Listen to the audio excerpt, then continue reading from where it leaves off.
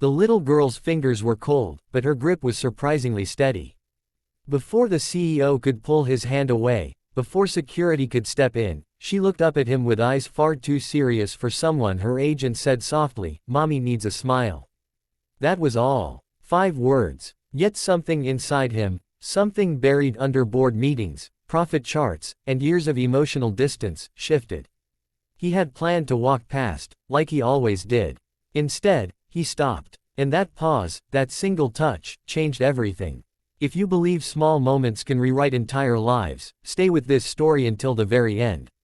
And if stories like this move your heart, don't forget to like the video and subscribe to the channel, because sometimes the stories we share become the hope someone else desperately needs.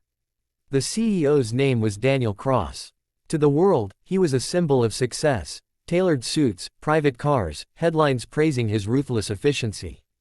To his employees, he was distant but fair. To the media, he was untouchable. But inside, Daniel was tired.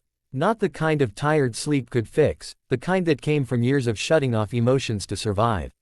His wife had died 8 years earlier, leaving behind a silence he never learned how to fill. He buried himself in work, convincing himself that achievement was purpose and money was meaning.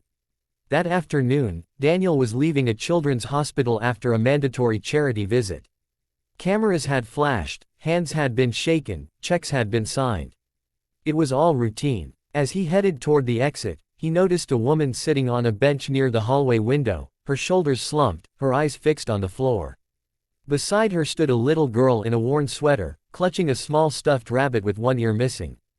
Daniel would have walked past them, he almost did, but the girl stepped forward. She didn't beg. She didn't cry. She simply reached for his hand, as if it was the most natural thing in the world, and spoke those 5 words. Daniel froze. He looked down at her, then at the woman. The woman's face flushed with embarrassment as she hurried to pull her daughter back.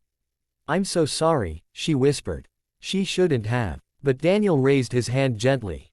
"It's okay," he said, surprising even himself with how calm his voice sounded.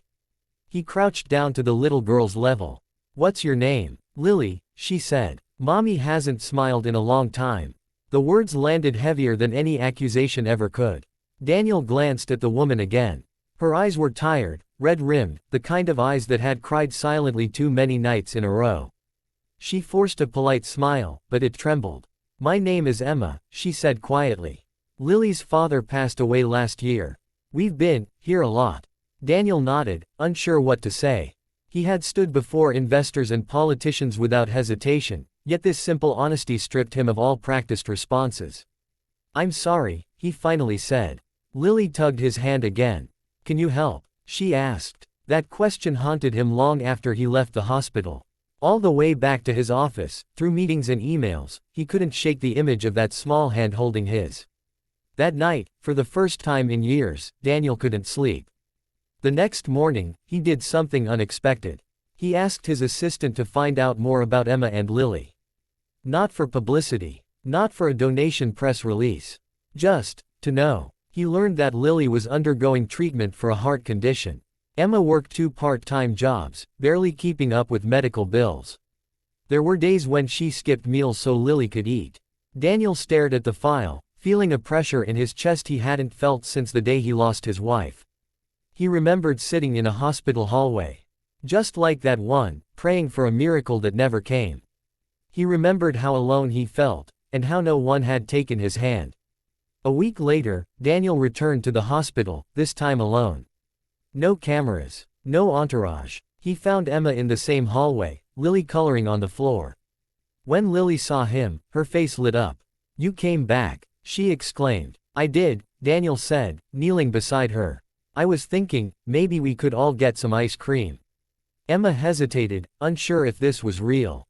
But Lily's excitement was contagious, and for the first time in months, Emma felt something close to relief. They sat in the hospital cafe, sharing simple stories. Lily talked about school, about how she wanted to be a doctor, so kids don't have to be scared. Emma listened, smiling softly, and Daniel watched that smile grow, slow, hesitant, but real.